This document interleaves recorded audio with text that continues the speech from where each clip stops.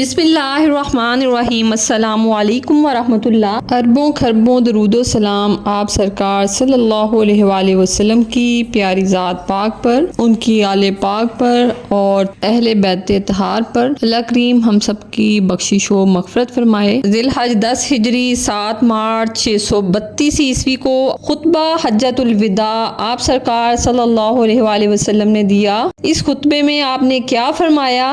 آپ سرکار صلی اللہ علیہ وآلہ وسلم کی باتوں پر عمل کریں اور دوسروں تک بھی ان کی باتیں پہنچائیں۔ نبی پاک صلی اللہ علیہ وآلہ وسلم نے فرمایا، اے لوگو، مجھے نہیں لگتا کہ اگلے سال میں تمہارے درمیان موجود ہوں گا۔ میری باتوں کو بہت غور سے سنو اور ان کو ان لوگوں تک پہنچاؤ جو یہاں نہیں پہنچ سکے۔ اس سے مراد جو وہاں موجود نہیں تھے ان کو بھی، اور جو آنے والے لوگ تھے ان کو پہنچانا بھی ہے۔ آپ سرکار علیہ الصلوۃ والسلام نے فرمایا، اے لوگو، جس طرح یہ آج کا دن، یہ مہینہ اور یہ جگہ عزت و حرمت والے ہیں، بالکل اسی طرح دوسرے مسلمانوں کی زندگیاں، ان کی عزت، ان کے مال حرمت والے ہیں، تم اس کو چھیڑ نہیں سکتے۔ پھر سرکار علیہ الصلوۃ والسلام نے فرمایا، لوگوں کے مال اور امانتیں ان کو واپس کر دو، یعنی اس سے مراد امانت میں خیانت نہ کریں، جن کی امانتیں ہوں ان کو واپس لوٹائیں۔ سرور کونین صلی اللہ علیہ وآلہ وسلم نے فرمایا، کسی کو تنگ نہ کرو،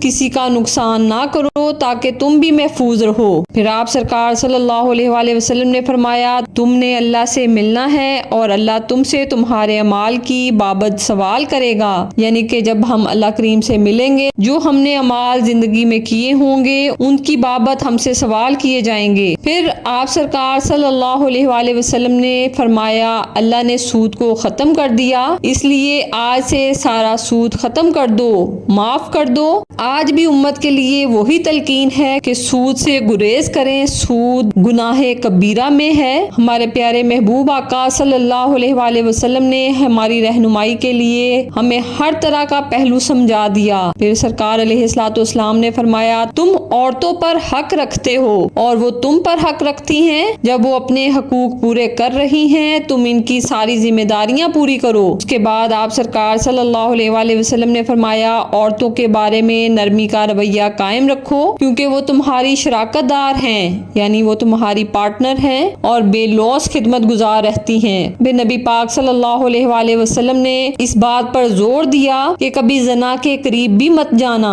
اور فرمایا، اے لوگو، میری بات غور سے سنو، صرف اللہ کی عبادت کرو، 5 وقت کی فرض نمازیں پوری رکھو، رمضان کے روزے رکھو اور زکوٰۃ ادا کرتے رہو، اور اگر استطاعت ہو تو حج بیت اللہ کرو، یعنی کہ اگر تمہارے پاس اتنے وسائل موجود ہیں کہ تم حج کر سکتے ہو تو حج ادا کرو۔ محبوب آقا صلی اللہ علیہ وآلہ وسلم نے فرمایا، زبان کی بنیاد پر، رنگ و نسل کی بنیاد پر تعصب میں مت پڑ جانا، یعنی نہ برتری میں آ جانا، نہ غرور و تکبر میں آنا۔ پھر آپ سرکار صلی اللہ علیہ وآلہ وسلم نے فرمایا، کالے کو گورے پر اور گورے کو کالے پر، عربی کو اجمی پر اور اجمی کو عربی پر کوئی فوقیت حاصل نہیں۔ ہر مسلمان دوسرے مسلمان کا بھائی ہے، تم سب اللہ کی نظر میں برابر ہو، اگر برتری ہے تو صرف تقویٰ کی وجہ سے ہے، ویسے تمام لوگ ایک جیسے ہیں۔ اگر کوئی بڑائی تک پہنچ جاتا ہے تو اس کا معیار صرف تقویٰ ہے۔ پھر آقا کریم صلی اللہ علیہ وآلہ وسلم نے فرمایا، یاد رکھو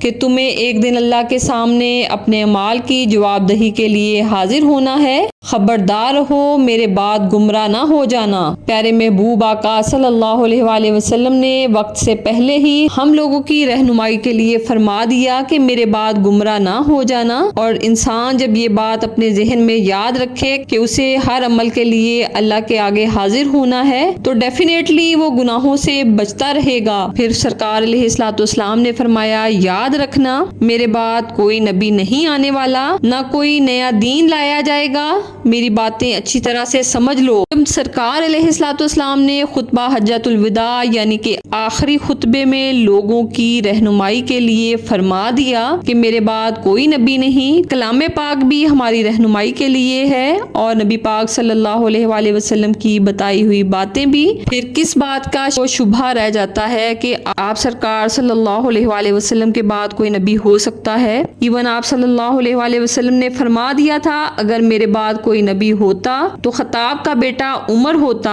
یعنی کہ آپ کے بعد کوئی نبی نہیں، آپ آخری نبی ہیں۔ پھر آپ نے فرمایا میں تمہارے لیے دو چیزیں چھوڑ کے جا رہا ہوں، ایک قرآن پاک اور دوسرا میری سنت، اگر تم نے ان کی پیروی کی تو کبھی گمراہ نہیں ہوگے۔ قرآن کریم، فرقان حمید اور نبی پاک صلی اللہ علیہ وآلہ وسلم کی سنتوں پر جو عمل پیرا ہوتے ہیں وہ گمراہی سے محفوظ رہتے ہیں۔ پھر فرمایا تم لوگ جو موجود ہو اس بات کو اگلے لوگوں تک پہنچانا اور وہ پھر اس سے اگلے لوگوں تک پہنچائیں، اور یہ ممکن ہے کہ بعد والے میری بات کو پہلے والوں سے زیادہ بہتر سمجھ سکیں اور عمل کر سکیں۔ پھر آسمان کی طرف سرکار علیہ الصلوۃ والسلام نے پیارا والضحیٰ کا مکھڑا اٹھایا اور کہا اے اللہ گواہ رہنا، میں نے تیرا پیغام تیرے لوگوں تک پہنچا دیا۔ جب آقا کریم صلی اللہ علیہ وآلہ وسلم نے ہمیں زندگی گزارنے کے سارے ہی ڈنگ بتا دیے تو پھر شکوک و شبہات کی کیا بات رہ جاتی ہے؟